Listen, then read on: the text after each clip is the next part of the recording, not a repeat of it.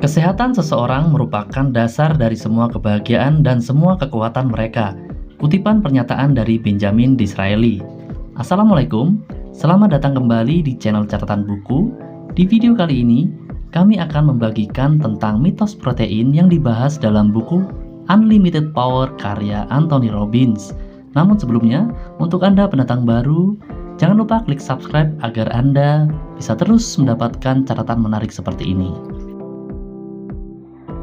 Sahabat catatan buku, pernahkah Anda mendengar kalimat yang berbunyi, jika Anda mengatakan sebuah kebohongan yang cukup besar dengan cukup keras dan lama, maka cepat atau lambat, orang akan mempercayai Anda. Selamat datang di dunia protein yang indah.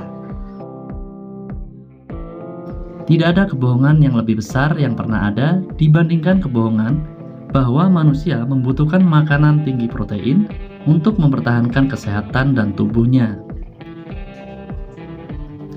Kemungkinan besar, Anda sangat mengetahui asupan protein Anda.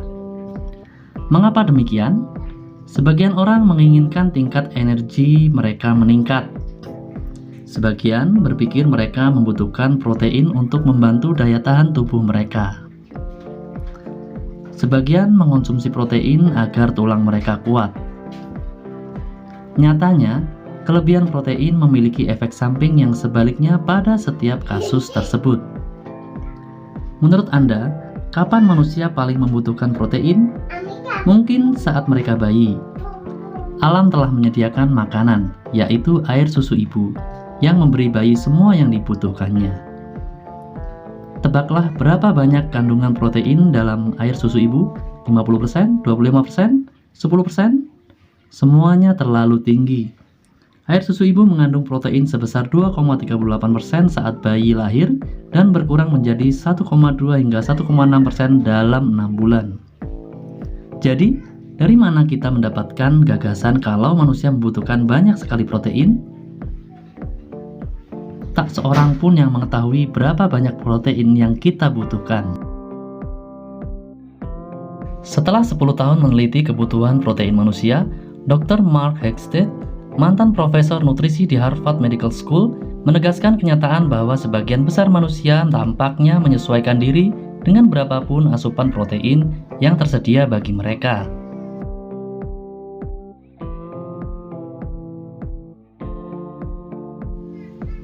The National Academy of Science mengatakan bahwa pria dewasa di Amerika membutuhkan 56 gram protein setiap hari. Dalam sebuah laporan yang dibuat oleh International Union of Nutritional Science, kita mengetahui bahwa setiap negara memiliki persyaratan asupan protein setiap hari untuk pria dewasa yang berbeda-beda, mulai dari 39 hingga 110 gram per hari. Jadi, siapa yang sebenarnya tahu mengapa Anda membutuhkan semua protein itu? Barangkali untuk menggantikan protein Anda yang hilang. Namun, Anda hanya kehilangan sedikit sekali protein melalui pembuangan dan pernapasan setiap hari. Jadi, dari mana mereka mendapatkan angka tersebut? Apa rencana pemasaran terbesar di dunia ini? Jawabannya adalah membuat orang-orang berpikir mereka akan meninggal kecuali mereka menggunakan produk Anda. Itulah yang telah terjadi dengan protein.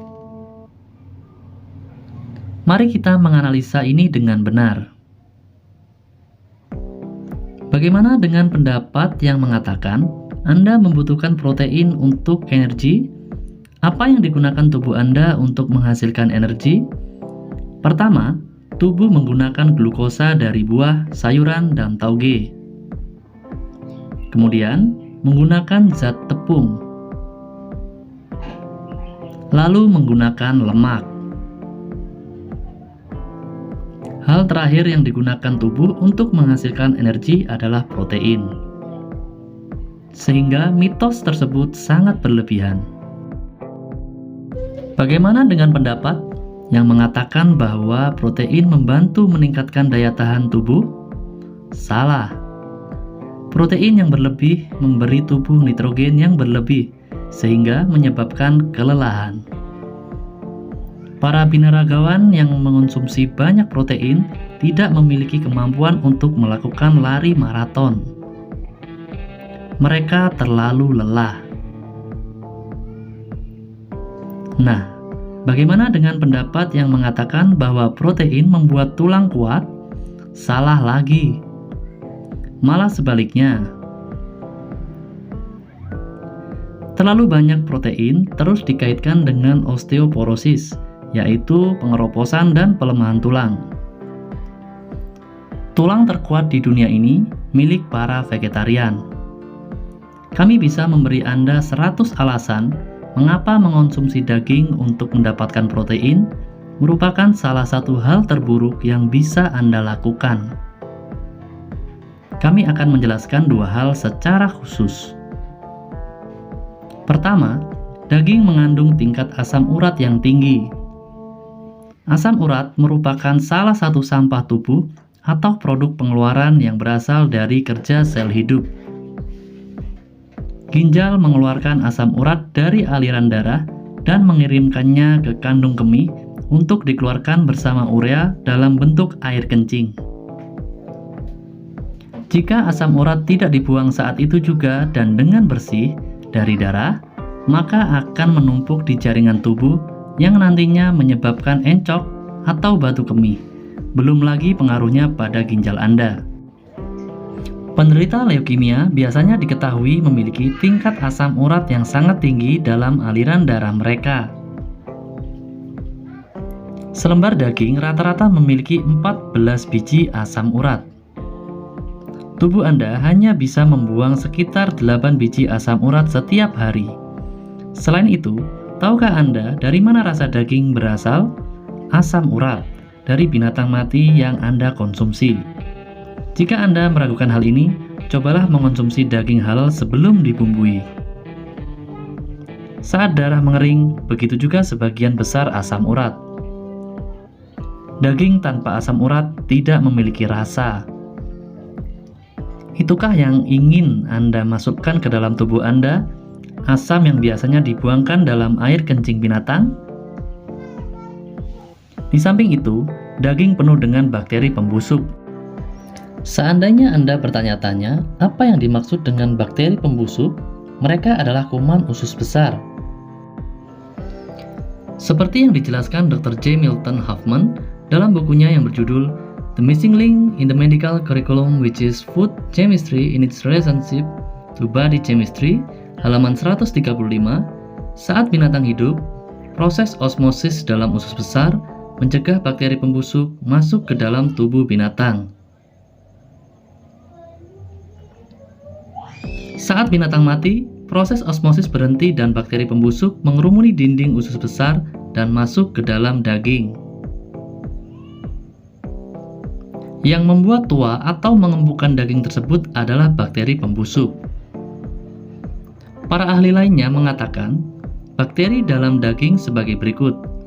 Bakteri dalam daging memiliki sifat yang sama dengan bakteri dalam pupuk, dan jumlahnya lebih banyak dalam daging dibandingkan pupuk segar. Itukah yang ingin Anda makan? Jika Anda memang harus mengonsumsi daging, inilah yang harus Anda lakukan. Pertama, belilah dari sumber yang menjamin sapinya mengonsumsi rumput, yaitu sumber yang menjamin sapinya tidak diberi hormon pertumbuhan atau DES. Kedua, kurangilah asupan daging Anda sebanyak mungkin. Tetapkan sajian daging maksimum yang baru dalam satu hari. Tahukah Anda kesamaan antara Pythagoras, Socrates, Plato, Aristoteles, Leonardo da Vinci, Isaac Newton, Voltaire, Henry David Thoreau, George Bernard Shaw, Benjamin Franklin, Thomas Edison, Dr. Albert Schweitzer, dan Mahatma Gandhi? Mereka semua vegetarian. Lalu, apakah produk olahan susu lebih baik? Dalam beberapa hal, mereka produk olahan susu bahkan lebih buruk. Setiap binatang memiliki susu dengan unsur yang seimbang untuk binatang tersebut. Banyak masalah yang muncul dari meminum susu binatang lain, termasuk sapi. Misalnya, Hormon pertumbuhan yang kuat dalam susu sapi dirancang untuk membesarkan anak sapi dari yang seberat 45 kg saat lahir menjadi 500 kg saat dewasa secara fisik 2 tahun kemudian. Jika dibandingkan, bayi manusia lahir dengan berat 3 hingga 4 kg dan mencapai kedewasaan fisik dengan berat 50 hingga 100 kg saat 21 tahun kemudian. Ada banyak sekali kontroversi mengenai efek hal ini pada populasi kita. Dr. William Ellis, ahli terkenal mengenai produk olahan susu dan bagaimana pengaruhnya pada aliran darah manusia, menyatakan bahwa jika Anda ingin alergi, minumlah susu. Jika Anda ingin aliran darah Anda tersumbat, minumlah susu. Dia mengatakan bahwa alasannya adalah karena hanya sedikit manusia dewasa yang bisa mencerna dengan baik protein dalam susu sapi. Protein utama dalam susu sapi adalah kasein, yaitu protein yang dibutuhkan metabolisme sapi agar sehat. Namun, kasein tidak dibutuhkan oleh manusia. Menurut penelitiannya, bayi dan orang dewasa sangat sulit mencerna kasein. Penelitiannya menunjukkan bahwa setidaknya pada bayi 50% kasein atau lebih tidak dicerna. Protein yang dicerna sebagian ini sering memasuki aliran darah dan mengganggu jaringan, sehingga membuat manusia rentan alergi. Pada akhirnya, hati harus membuang semua protein sapi yang dicerna sebagian ini, dan hal tersebut memberikan beban yang berat pada seluruh sistem pembuangan dan khususnya pada hati. Sebaliknya, laktalbumin yang merupakan protein utama dalam susu manusia mudah dicerna oleh manusia. Mengenai masalah minum susu untuk mendapatkan kalsium, Ellis mengatakan bahwa setelah menguji darah lebih dari 25.000 orang, dia menemukan bahwa mereka yang meminum 3, 4, hingga 5 gelas susu sehari memiliki kadar kalsium dalam darah yang paling rendah.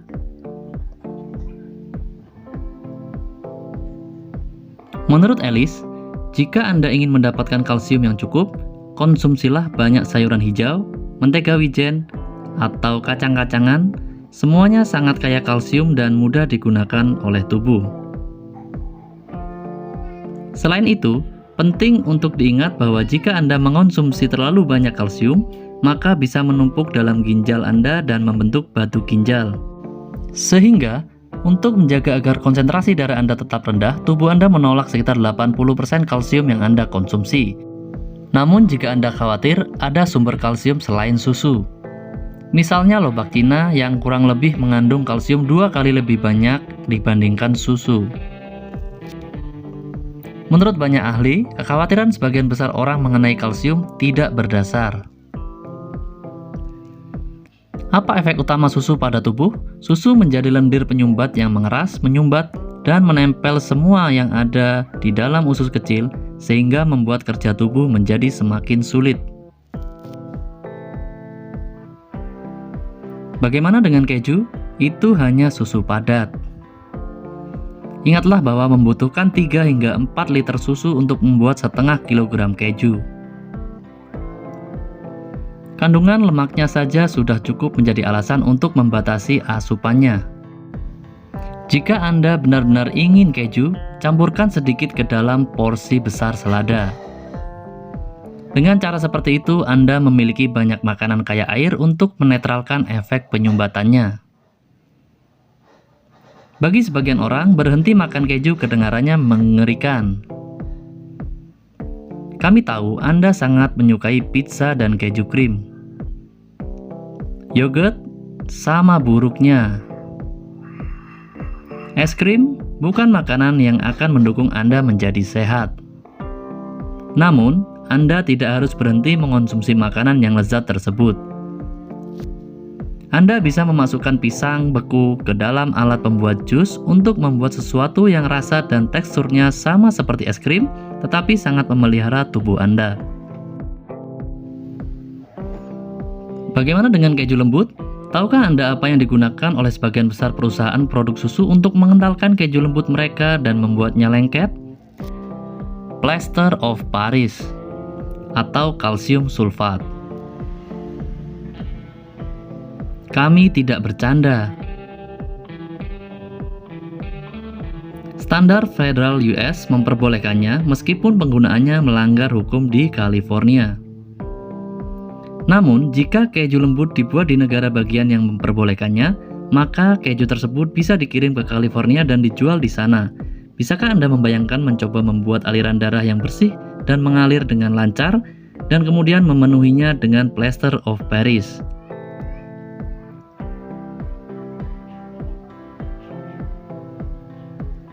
Mengapa kita tidak pernah mendengar tentang produk olahan susu seperti ini sebelumnya? Karena banyak sebab. Sebagian berhubungan dengan kondisi di masa lalu dan sistem keyakinan.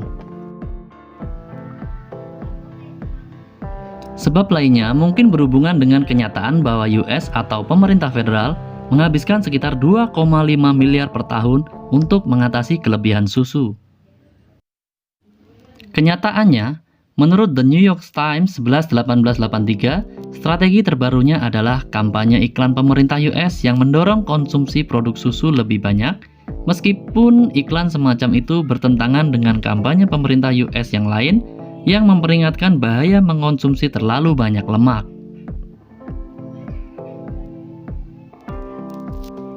Gudang-gudang milik pemerintah US sekarang dipenuhi dengan 650 juta kilogram susu kering, 200 miliar kilogram mentega, dan 450 juta kilogram keju. Omong-omong, ini bukan serangan terhadap industri olahan susu. Anthony Robbins menganggap para peternak sapi sebagai orang yang bekerja paling keras di negaranya. Cobalah berhenti minum susu dan batasilah asupan produk olahan susu lainnya selama 30 hari dan nilailah berdasarkan apa yang Anda rasakan dalam tubuh Anda. Sahabat catatan buku, di video berikutnya kami akan membagikan catatan-catatan menarik lainnya. Aktifkan notifikasi dengan cara tekan tanda lonceng dan pilih semua. Jika catatan ini bagus menurut Anda, klik like dan bagikan catatan ini ke orang-orang terdekat Anda melalui Facebook, Twitter, Instagram, dan media-media sosial lainnya. Assalamualaikum dan sampai jumpa di catatan buku berikutnya.